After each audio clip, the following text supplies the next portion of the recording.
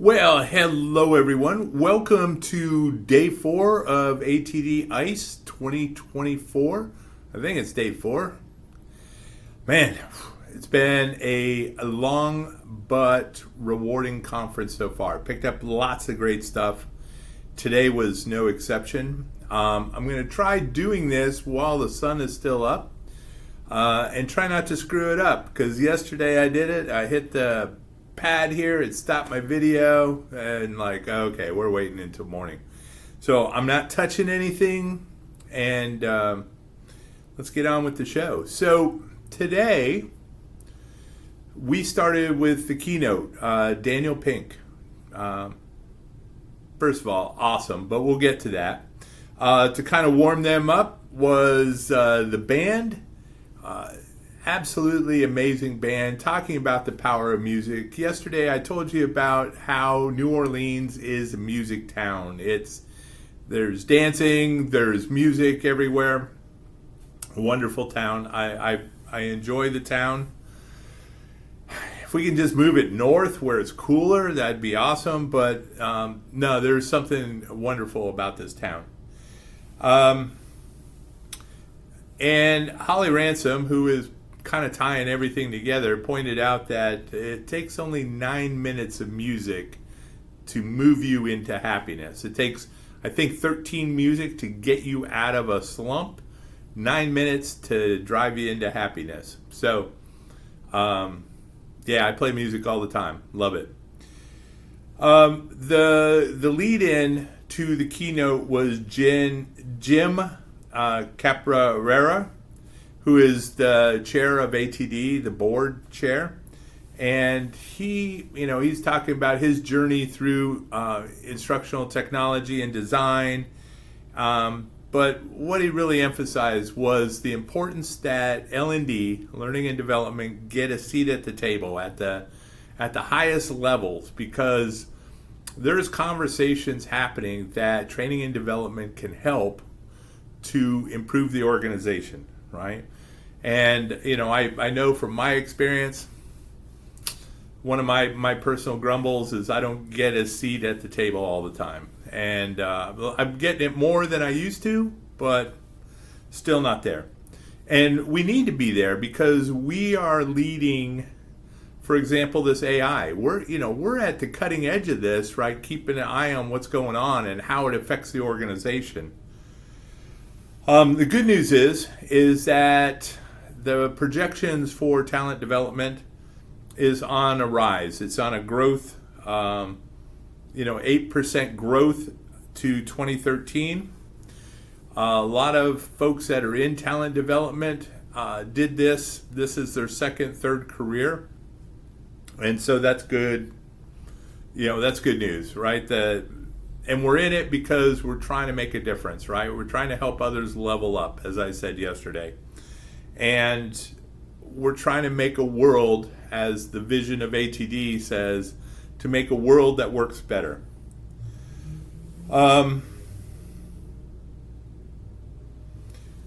Training and development, if done well, first of all, if done well, can raise the abilities of an organization, can help them perform better. And why we're not doing it, I don't get it, right? The last session I sat in was talking about high performing organizations. They're all bought in on learning and training and development. They have a learning culture. Lower performing organizations, they're not investing in training. They're cutting training. It makes a difference. It makes a difference. So where we're going in this, as Jim was talking, that this is about a combination of technology and learning and how to partner with that. So talked about being an entrepreneur of your career. Totally bought into that.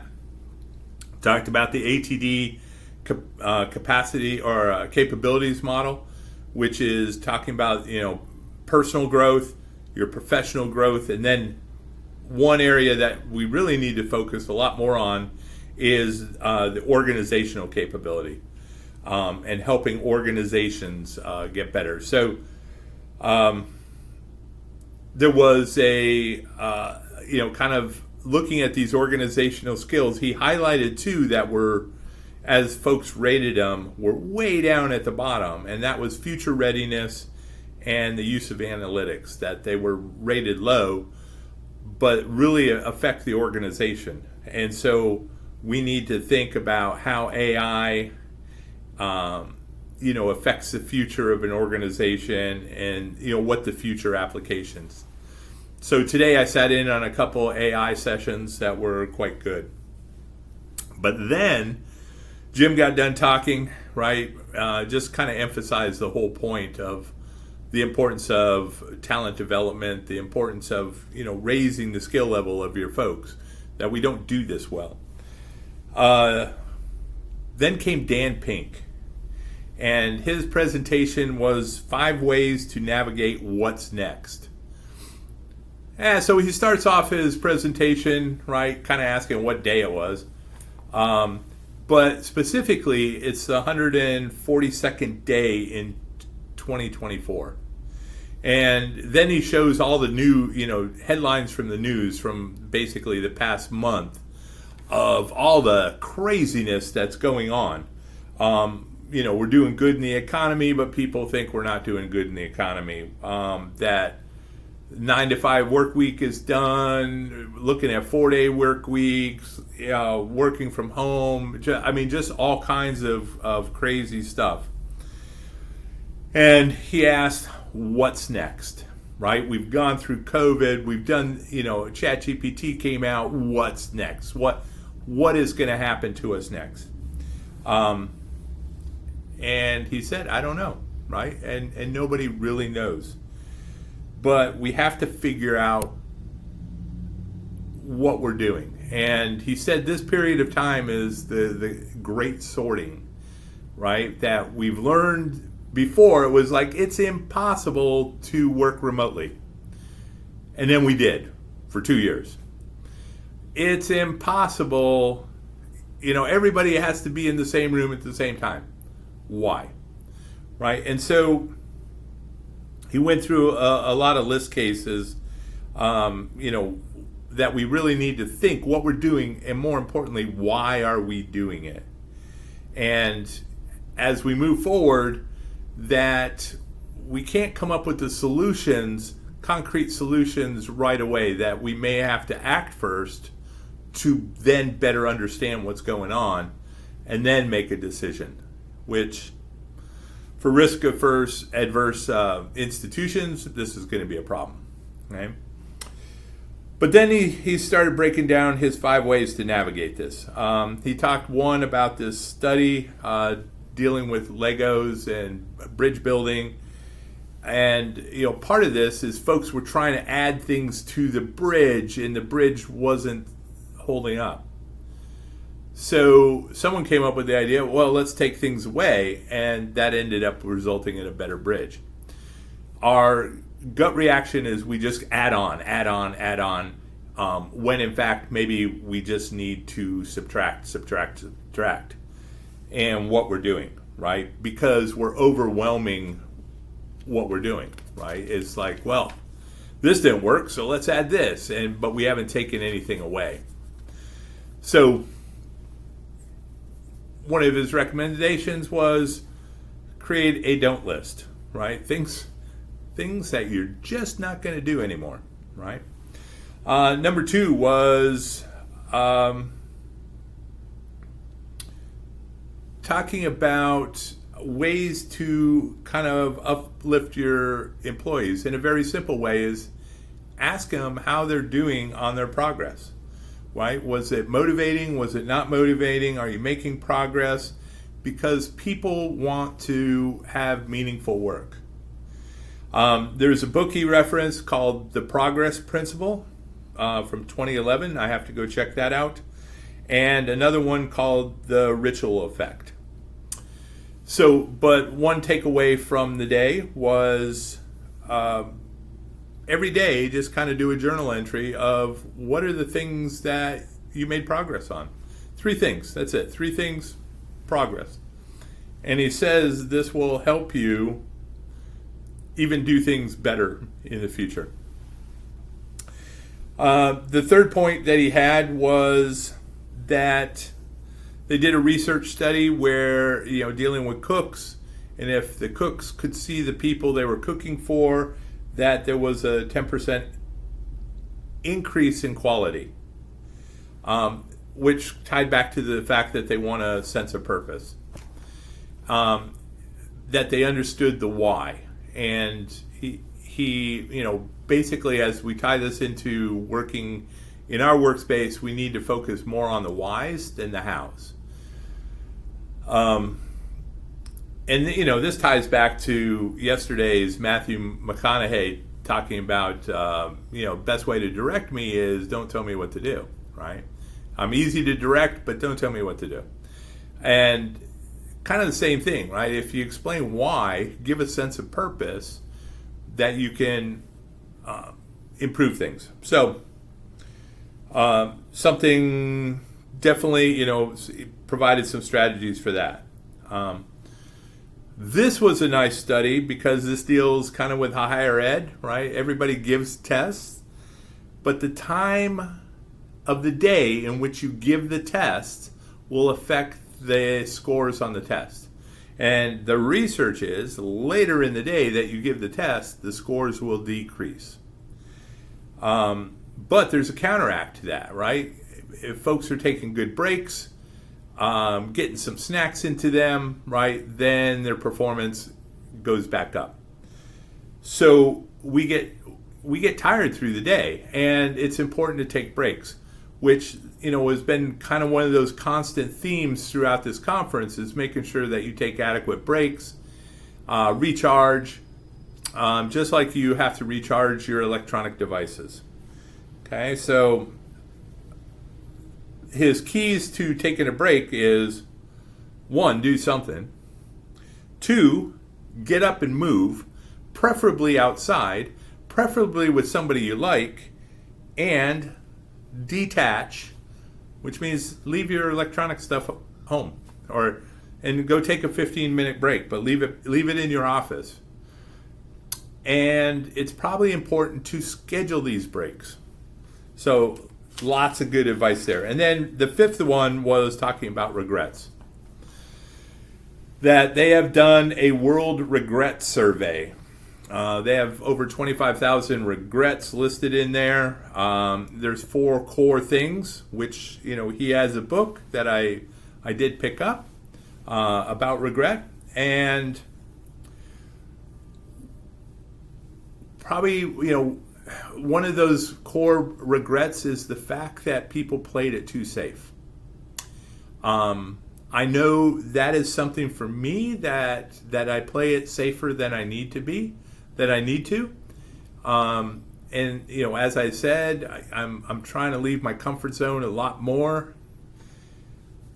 And so this was really good. It was good for me, right? So going out and taking bolder decisions in what you're doing. So, and the small wins, right? Just build on the small wins. So, yeah, absolutely wonderful keynote. Great way to start the day. And, it just kind of got me on the right track, okay?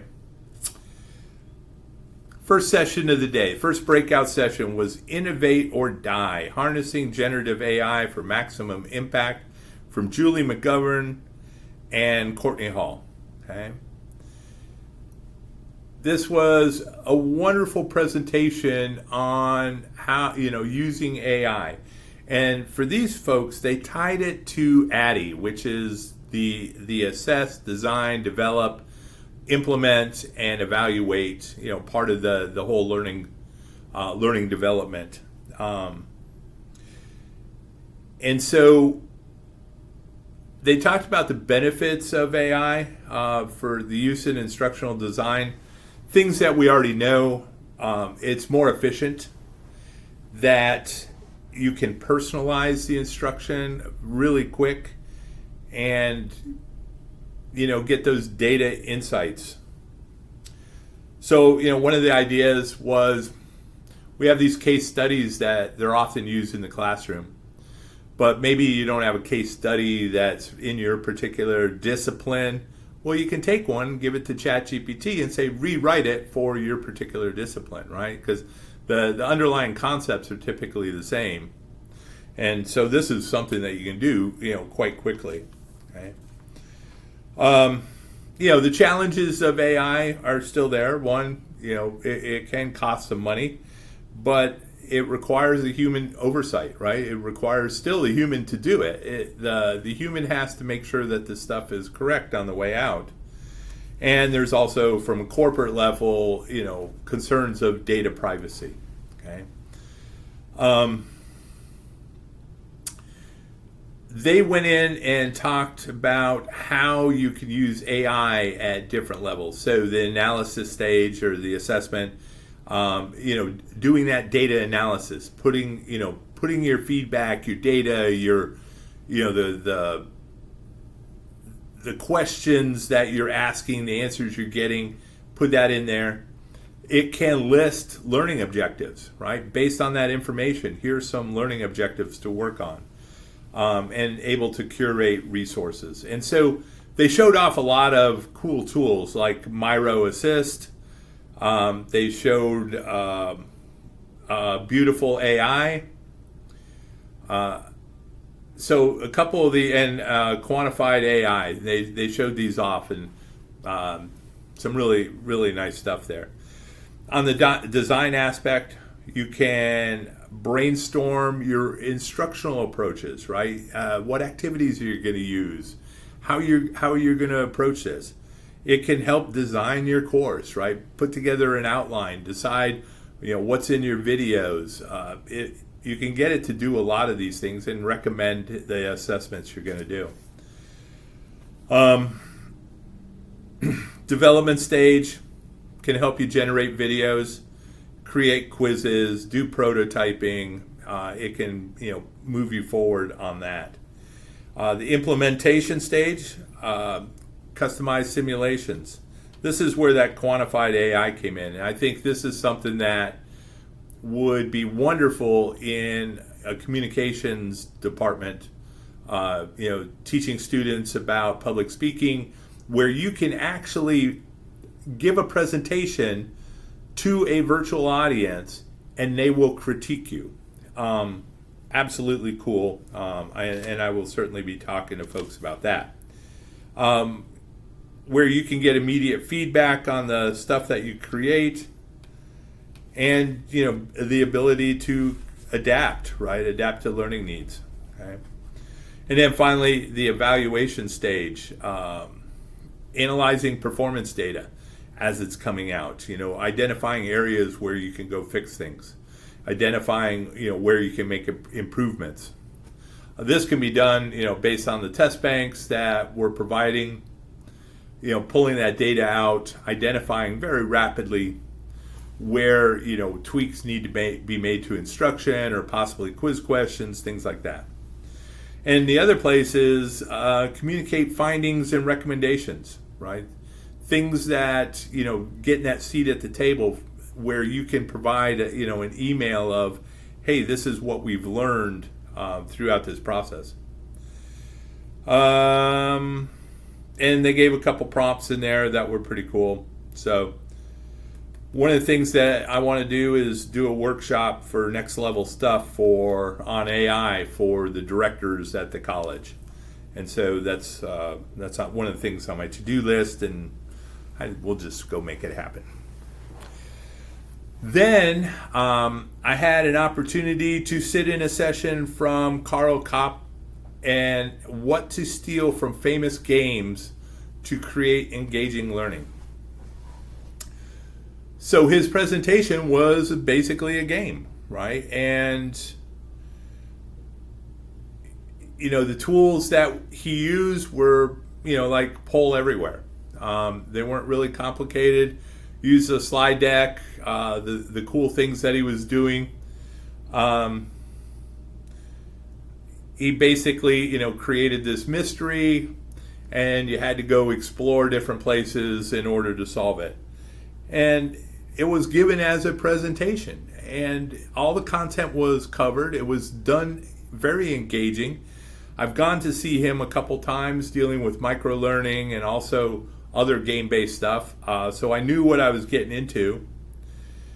But yeah, he covered every area. Each of his areas on his map, allowed to dive in on different things, right? Talking about tabletop simulations, right? It's like, this is, we're a serious company. Well, the military is pretty serious, right, in what they do. And they do tabletop games all the time. They will test out scenarios. The CIA tests out scenarios. Businesses test out scenarios. They play, various games to do those things. And so he provided examples of those. It allows you to test real world problems, right? Building a good game allows you to do that. He went through different games like Candyland, which focused on the aesthetics. The Oregon Trail, which talked about probability tables that were used to run the game, and how having a very simple process through the game made it repeatable. Talk about Zelda, getting to know open world games. So this, provided an idea, how to better know our campus. Could we create a game, and so, students or visitors could participate in, right? He emphasized something that's really important. One, don't give the learning objectives up front, in terms of your training. Use the learning objectives to build your training, but not just give it outright. So, but the other thing is, adults or people, when they learn better when they don't know something, right? When they're struggling with content, when it's called a desirable difficulty, right? That there's a challenge to it, they don't have the answer yet. That's when they're in the learning mode. The brain works tremendously well. It wants to solve those problems. And what we typically do is just give information away, right? We don't make them struggle for it. So we want to be able to create curiosity, right? And, talked about how to, enhance mysteries in your game.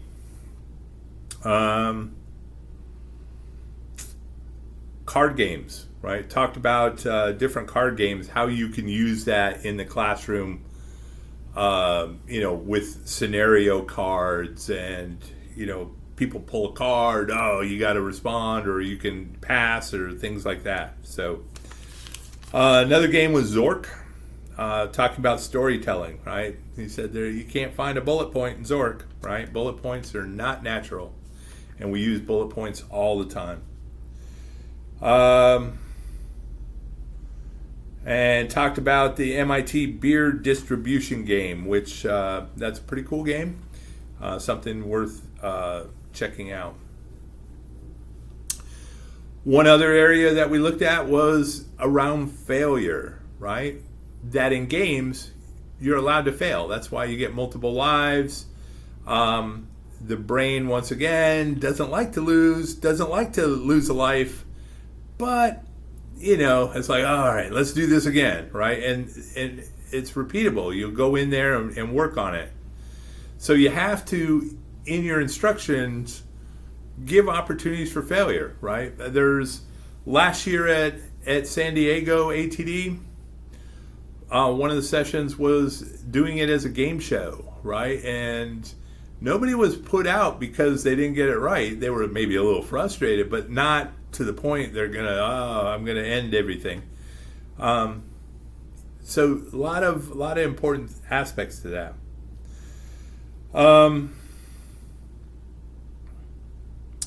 He emphasized the importance of reflection. That learning is about experience and reflection, right? The combination of those two. And so, enjoyed it. Okay. The next one was legit amping the value of organizational learning with digital credentials by Brittany Cole and Ann Rollins. Talked about the importance of credentialing, what it is, what that's all about, And really it's about proof of work, proof of skills. Employers are moving in a direction where they want to know if somebody has a set of skills, right? Before they hire them. And I believe in higher ed, we have opportunities where we can go ahead and give credentials based on somebody knows certain skills, right? That they have shown a somewhat of a competency for a particular skills. Now, some may not, right? So you wouldn't give them a credential or a badge, a digital badge. Some have met and exceeded. Maybe, the criteria is B plus, A, you get that extra badge, right? That you have mastered that skill. It does a lot of different things for an organization, that does badges, right? They gave some reasons why you would want to do that, right? First of all, it demonstrates that somebody had put in effort or an outcome. It could be that they're part of a community, that they have skills. You can take a badge with you to demonstrate this knowledge. With a transcript, it's hard to dig down to the same level of detail that a digital badge can provide. Okay, it allows you to pool capabilities that an organization that's issuing badges to employees can go and find somebody. It's like, oh, I need somebody with project management skills. Oh, let's go through our list. Who's passed that? Who earned that badge? Okay, but also building brands. So this is another opportunity. I'm thinking of Dean College, where we find those opportunities that are badgeable, and we award these badges. So people put them on their LinkedIn profile. Other companies are seeing it. It's like, oh, you got a badge. They drill down. They can see what that individual knows, but it's got that Dean College logo on it, right? It's something that's been branded. So I think it's huge. You can also create a pathway where you have these credentials, parts of courses that may have multiple badges. These badges may be stackable, that you build a constellation that could turn into a certificate, college certificate of completion. These different certificates could line up to get a degree, so you can build them into a hierarchy. So they gave strategies for doing this. They worked for Blanchard, and they were talking a lot about how Blanchard uses these. So step one is the purpose, right? What is the reason that you're doing this? It could be for completing a proof of completion, could be part of a recruitment strategy, brand development, a lot of different things. What's the premise, right? What are you trying to do? Prove this knowledge, prove a capability, a qualification, certification. They spend a lot of time talking about who will issue a badge, right? They use Credly. We personally use Badger. And talking about the logistics behind that don't move from one to another unless you really have to, because you want to make those badges last. So do due diligence before you make a serious investment. Okay, talked about the difference for them, what a qualification was and a certification, and how they can be done with that.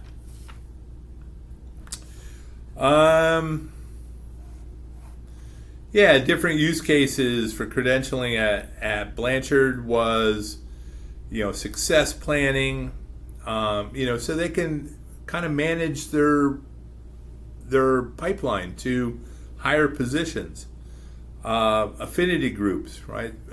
Other organizations that are working directly with them, they have partnerships, these portable skills that I mentioned, and, for social outreach.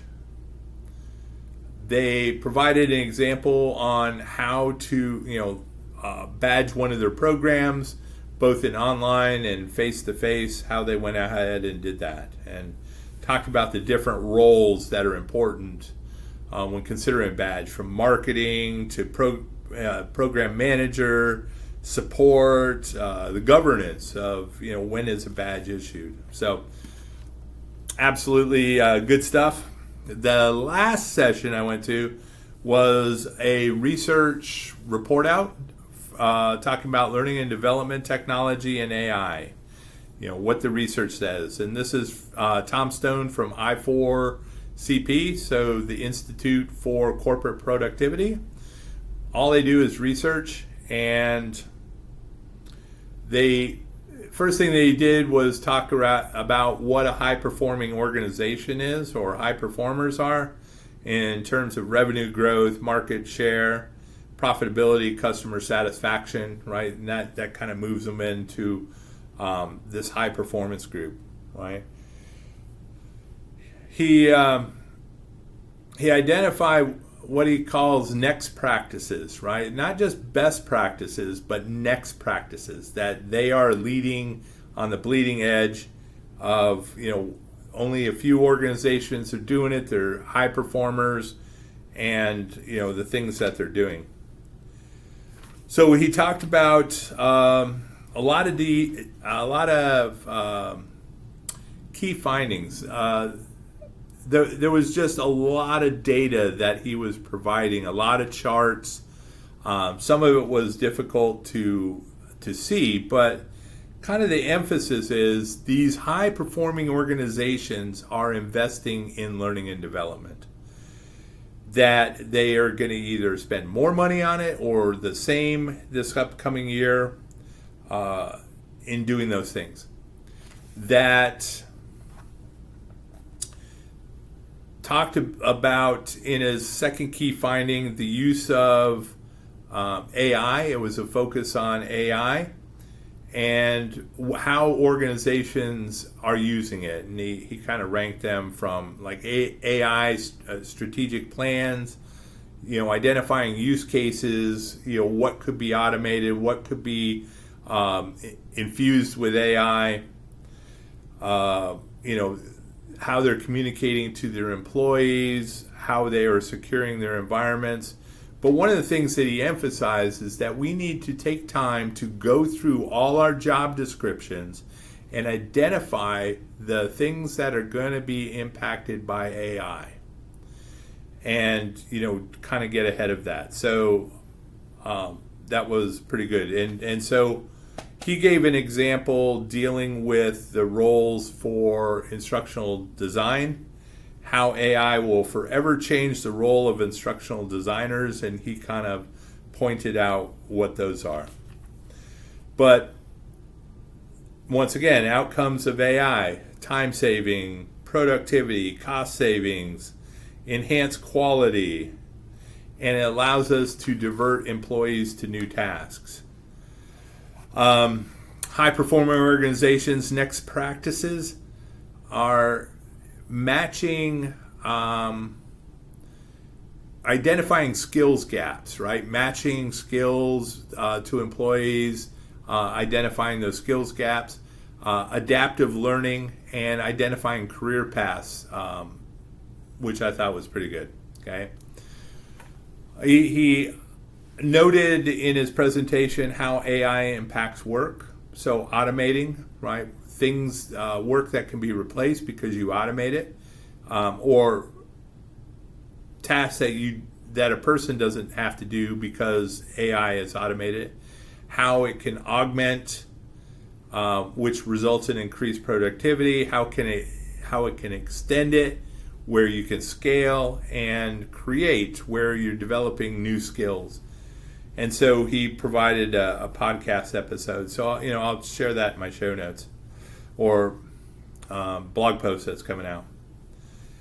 Talked about LMSs. High-performing businesses definitely want their LMSs, and identified the ones that they're using. And they're getting the job done. They're not necessarily totally in love with them, but they're getting the job done. Key finding 4 was talking about key aspects of using the LMS, what they liked, and features that were tied to a learning culture, right? And once again, it's the common things that you would expect, being able to deliver like video, e-learning content, notifications, learner transcripts, and so forth. And then finally, key item 5 was talking about other tech tools. Asked what the landscape was, what kind of tools folks were using, what they were primarily looking for. They're looking for tools that can help build content or, provide libraries of information, virtual classroom platforms, assessing, coaching, things like that. The number one open response was Articulate, and he talked about Articulate with AI and what the possibilities were there. So that was kind of cool. So yeah, his recommendations are to get ahead of, well, one, use tech for learning culture, right? To support that and encourage learning. Focus on behavior change. Consider approach to vendors, trying to get a reasonable stack of technologies you're working with. You can't support everything, basically. Figure out what your AI use cases are and break down, the roles of the individuals. And then evaluate your learning and development stack, right? Figure out where your LMS fits in and how you can support that. So that was my day. Lots of, as you can tell, lots of stuff. Holy smokes. But wonderful day, and looking forward to tomorrow. Tomorrow is the last day, and then I will be jumping on a train and heading back. So, I will let you go from now. But once again, if you like it, have comments, have thoughts, let me know. Thank you ever so much.